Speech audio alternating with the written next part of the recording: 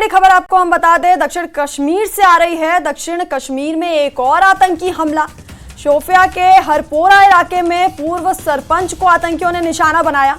आतंकी हमले में पूर्व सरपंच एजाज अहमद शेख की मौत हो गई। तो ये हम आपको दूसरी बड़ी खबर दे रहे हैं। दक्षिण कश्मीर में आतंकी हमला हुआ है। शोपियां के हरपोरा इलाके में पूर्व सरपंच को निशाना बनाया गया है।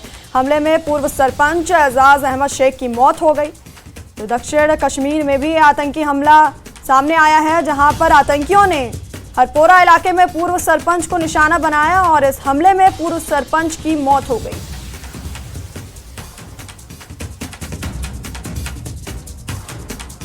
इस खबर पर हमारे साथ इरशाद मलिक हैं। इरशाद, क्या अभी तक कोई जानकारी सामने आई है कि ये आतंकी यहाँ पे कैसे आए और हमले को कैसे अंजाम दिया? शनि रात के 9:30 बजे उस वक्त ये दुखद खबर सामने आई जब हमारे पास ये इन्फॉर्मेशन आई कि पूर्व सरपंच जो पिछले 5 साल से सरपंच रह चुके हैं, कहीं ना कहीं वो एक ऐसी आवाज़ थी, वो ना ही पॉलिटिकल एक्टिविस्ट थे बल्कि उसके साथ साथ एक सोशल एक्टिविस्ट थे। जब भी इस इलाके की बात रखने के लिए वही सामने आते थे, लोगों के लिए काम करते थे। लेकिन कल रात दुखद खबर इस वजह यानी कि जब हमने सुनी कि वो अपने घर में 9:30 के करीब वो अपने घर में बैठे थे, उस वक्त मिलिटेंट उनके घर में घुस जाते और अंधाधुंध उस पर गोलियां चलाई, तो वो वहीं पे यानी कि जख्मी होकर इसको नज़दीकी हॉस्पिटल शोपियां डिस्ट्रिक्ट हॉस्पिटल लिया गया, जहां उसकी मृत्यु हो गई। लेकिन गोलियां ज़्यादा लगने की वजह से उसकी जो जान बच ना सकी। लेकिन एजाज के बारे में ये बताना चाहेंगे कि एजाज शेख जो है लगभग आम लोगों का काम करते रहे हैं। कि ये एक ऐसा प्लेटफार्म इन्होंने एक चूज़ किया था, लेकिन लोगों की आवाज़ भी बन चुके थे। तो कई महीने पहले यानी 1-2 महीने पहले दिल्ली में उसने कश्मीर के बारे में ये बोला था कि यानी कि हमें पत्थरबाजी करने के लिए पैसे दिया करते थे। तो कहीं ना कहीं उस वजह से भी हो सकता है कि मिलिटेंटों के टारगेट ये रहा हो चुका है। लेकिन सबसे बड़ी बात है कि पिछले अगर हम 2002 के बाद की बात करेंगे कि जिस तरह चुनाव में यहाँ के लोगों ने बढ़ चढ़ कर हिस्सा लिया है, यानी कि 48% वोट शोपियान में पड़े हैं। चूँकि पहले श्रीनगर सीट के लिए जो इलेक्शन हुए उसमें जो है करीब आधा डिस्ट्रिक्ट शोपियान का भी था। अब जो है 25 तारीख को यानी कि और यानी जैनपुरा और वची कॉन्स्टिट्यूंसी में इलेक्शन होने, पहले जो इलेक्शन थे वो शांतिपूर्ण तरीके से इख्तिताम पजीर हुए। लेकिन अब इसमें रखना डालने की यही कोशिश होती है कि मिलिटेंट्स के सामने भी यही एक टारगेट होता है कि वो सॉफ्ट यानी कि इसको अपना सॉफ्ट टारगेट ढूंढते हैं, उसको अपना निशाना बनाते हैं ताकि अमन अमान में खलल पड़ जाए। चूँकि वो अपनी मुस्तैदी का सबूत हर बार देना चाहते हैं। कहीं ना कहीं इस 1 महीना पहले ही यहाँ पे एक ऐसी घटना घटी थी इसी रोड पे, यानी कि हम घटना स्थल से करीब 1 किलोमीटर दूर है। तो यहीं पे जो इसी इलाके में पादपवन का इलाका है, जब यहाँ पे एक टूरिस्ट गाइड पे जो है टूरिस्ट ड्राइवर और गाइड भी था, वो उस पर जब होटल में जाके मिलिटेंटों ने गोलियां चलाई थी, उसके बाद जो है सिक्योरिटी जो अरेंजमेंट्स है उस पर सवाल उठे थे। लेकिन आज जब इस सरपंच की मौत हुई, कहीं ना कहीं हमारे कई ऐसे बीजेपी जो नेता है, यहाँ के डिस्ट्रिक्ट प्रेसिडेंट है, कई बार जो है दरखास्त की थी डिप्टी कमिश्नर से और अभी तक उसको सिक्योरिटी फराहम नहीं की गई। कहीं ना कहीं उसके पास जो है पहले भी शायद ये उनका कहना है कि उसको धमकी आमेज जो है धमकियाँ भी दी गई थी। लेकिन उसके बावजूद जो कल दिन वो अपनी यानी कि बीजेपी की जो मुहिम यहाँ पे वो चला रहे थे, हरपोरा इलाके में काफ़ी लोग उनके साथ थे। वो सरपंच 5 साल रह चुके हैं, बहुत डेवलपमेंट उन्होंने की है। तो लोग कहीं ना कहीं, जैसे मैं पहले भी कहा है कि ये एक सोशल एक्टिविस्ट भी रह चुके हैं और पॉलिटिकल एक्टिविस्ट भी, यानी कि काम करने में इसके बराबर कोई नहीं था इस इलाके में, यानी कि उसको बहुत लोग मानते थे। लेकिन कल जो आवाज़ हमेशा हम सुनते थे, वो आवाज़ अब कभी हम सुन नहीं पाएंगे। एजाज अहमद शेख की जिस तरह मौत वाक़ हुई है। जी इरशाद, और लगातार इस तरह की घटनाएं सामने आ रही हैं जहां आतंकी आम लोगों को निशाना बना रहे हैं। देखिए कि आपसे हम ये बार बार जो महबूबा मुफ्ती पीडीपी के जो अध्यक्ष है, वो जो प्रेसिडेंट है, वो बार बार ये कहते हैं कि अगर यहाँ पे सरकार है, एलजी सरकार जो है वो ये दावा कर रही है कि यहाँ पे जो है अमन अमान कायम है, इस तरह के जब वाक़ात होते हैं तो वो उन चीज़ों पे, उन बयानात पे सवाल या निशान ज़रूर लगने हैं। जो अपोजिशन यहाँ पे है PDP है, नेशनल कॉन्फ्रेंस है, वो लगातार कह रही है कि अगर बीजेपी दावा कर रही है यहाँ पे अमन अमान है, तो ऐसे में इस तरह की घटनाएं कैसे अंजाम दी जा रही है। अगरचे वहाँ पे है पुलिस दिन में लगी थी, या यहाँ पे जो है ऐसा नहीं कह सकते हैं कि यहाँ पे जो आर्मी, पुलिस या CRPF कहीं ना कहीं वो अपनी ड्यूटी कर रहे हैं, यानी कि वो भी अपनी हर तरह अपनी मुस्तैदी का सबूत दे रहे हैं। आए रोज शुपियान में हर जगह, यानी कि हर गाँव में दिन में 4-5 ऐसे गाँव होते हैं जहाँ पे सर्च ऑपरेशन कॉर्डन है, यानी कि केसो लगा होता है। तो कहीं ना कहीं, लेकिन जैसे कि मैंने पहले बताया कि अगर कुल मिला के देखा जाएगा तो यहीं पे जो है सॉफ्ट टारगेट किलिंग का मामला ये हमेशा यहाँ पे देखने को मिला है। और अपना वो वक्त ढूंढते हैं मिलिटेंट, यानी कि वो अपना वक्त ढूंढते हैं और अपने वक्त में वो अपना काम कर जाते हैं, और जो है फिर बाद में जो है कहीं ना कहीं सवाल निशान लग जाता है। लेकिन इस वक्त वो भी पहले रिसर्च करते हैं किस तरह यहाँ पे सिक्योरिटी फोर्सेस वहाँ पे मौजूद है, पुलिस कहीं पे आसपास ना हो, तो वो उसका फ़ायदा उठाते हैं, फिर वो उस तरह की टारगेट किलिंग में कामयाब हो जाते हैं।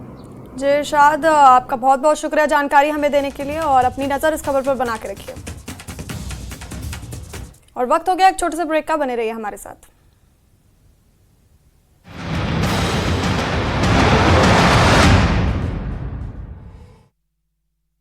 कावेरी दिन शेख अब्दुल हमीद शेख का घर क्षतिग्रस्त। उधमपुर के किशनपुर मनवार इलाके में तवी नदी में डूबे 2 युवक। SDRF, NDRF और जम्मू कश्मीर पुलिस ने खोज और बचाव अभियान किया शुरू। बीजेपी नेता सुरेंद्र अंबरदार का बयान, मोदी के जादू का ही असर की जमात इस्लामी मुख्यधारा की राजनीति में शामिल होने की कर रहे बात। श्रीनगर के किसानों नुकसान का करना पड़ रहा है सामना। पिछले साल की तुलना में इस साल स्ट्रॉबेरी का उत्पादन करीब 50% हुआ कम। प्रशासन से मुआवजे की अपील की। उधमपुर में बढ़ती गर्मी का असर वन्य जीव पर भी देखा गया। हिरणों को गर्मी से बचाने के लिए विशेष देखभाल के कारण हिरणों को गर्मी से मिली राहत। नेशनल कॉन्फ्रेंस के कुंजार ब्लॉक के अध्यक्ष मोहम्मद मकबूल ने अपनी पार्टी में शामिल गुलाम हसन मीर और पार्टी कार्यकर्ताओं ने जोरदार स्वागत किया। बारामूला सीट से PDP उम्मीदवार फयाज अहमद मीर की सफलता के लिए गुलमर्ग विधानसभा प्रभारी शब्बीर अहमद ने किया प्रचार। कहा, अपील की जल्दबाजी में निर्णय ना लें, जिसका पछतावा बाद में हो। सोच समझकर निर्णय लें जो भविष्य के लिए अच्छा हो। त्राल बस स्टैंड के पास खलील रोड पर कुछ अज्ञात लोगों ने 3 छोटे बच्चों का अपहरण करने की कोशिश। मौजूद लोगों ने त्राल पुलिस स्टेशन में दर्ज कराई शिकायत। पुलिस जांच में जुटी। जम्मू पठानकोट नेशनल हाईवे पर हुआ सड़क हादसा। कार डिवाइडर से टकराई, 4 लोग जख्मी। घायलों को इलाज के लिए पहुंचाया गया इमरजेंसी हॉस्पिटल। जम्मू कश्मीर वक्फ बोर्ड के अध्यक्ष डॉक्टर दरख्शां अंद्राबी का शोपियान में भाजपा कार्यकर्ताओं ने गर्मजोशी से किया स्वागत। धार्मिक स्थलों का किया दौरा। कुलगाम पुलिस की नशे के खिलाफ ब्रेक के बाद स्वागत है आपका। खबरों में आगे बढ़ेंगे और जम्मू कश्मीर में बॉलीवुड की वापसी हो रही है। कश्मीर घाटी की खूबसूरती के बीच बॉलीवुड फिल्म सिंघम की शूटिंग चल रही है। मशहूर फिल्म अभिनेता अजय देवगन ओल्ड जिना कदल ब्रिज पर शूटिंग कर रहे हैं। जम्मू कश्मीर में बॉलीवुड की एंट्री कश्मीर के सामान्य हालात को दर्शा रही है। उम्मीद है कि पहले की तरह बॉलीवुड समेत अन्य film industry production house Kashmir को अपना फिल्मांकन स्थल बनाएंगे।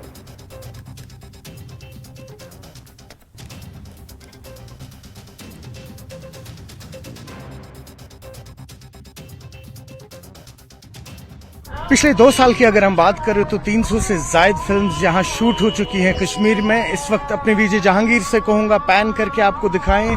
हम शहर खास के ज़ैना कदिल एरिया में हैं। ज़ैना कदिल का पुराना ब्रिज इस वक्त आपको दृश्यों के थ्रू दिख रहा होगा, जहाँ पे बॉलीवुड एक्टर अजय देवगन और डायरेक्टर रोहित शेट्टी अपनी आने वाली पिक्चर की शूटिंग कर रहे हैं। आपको याद दिलाऊं कि कुछ ही वक्त पहले कांस फिल्म फेस्टिवल में भी जम्मू कश्मीर फिल्म एसोसिएशन की रिप्रेजेंटेशन गई थी। तो कुल मिला के अगर बात की जाए नई फिल्म पॉलिसी के बाद अब जो ग्रास रूट लेवल पे आपको एक हॉलिस्टिक डेवलपमेंट दिख रही है फिल्मों को लेके, उसका खासा एग्जाम्पल इस वक्त आप अपने कैमरास के थ्रू देख पा रहे होंगे। न्यूज़ 18 के लिए श्रीनगर से जहांगीर अजीज के साथ में सरोज कफील। और JKLH द्वारा उपमंडल मुख्यालय रामसू में भारतीय राष्ट्रीय राजमार्ग प्राधिकरण द्वारा चल रहे निर्माण कार्य के कारण रामसू बाजार में सड़क की जर्जर स्थिति और खराब जल निकासी व्यवस्था के कारण उत्पन्न स्थिति पर प्रकाश डाला गया। मामले की गंभीरता को समझते हुए उपमंडल प्रशासन ने भारतीय राष्ट्रीय राजमार्ग प्राधिकरण के अधिकारियों और निर्माण कंपनियों के अधिकारियों के साथ एक विस्तृत बैठक बुलाई। बैठक में रामसू बाजार में धूल की समस्या के स्थायी समाधान पर चर्चा के बाद रामसू बाजार में पानी का छिड़काव शुरू कर दिया गया। इस कदम से लोगों ने राहत की सांस ली है। उधर प्रशासन की ओर से निर्माण कंपनी और एनएच को रामसो के आसपास ड्रेनेज सिस्टम सक्रिय करने और लोगों को धूल से होने वाली परेशानी से निजात दिलाने के लिए ब्लैक टॉप समेत सभी उपाय करने के सख्त निर्देश दिए गए हैं।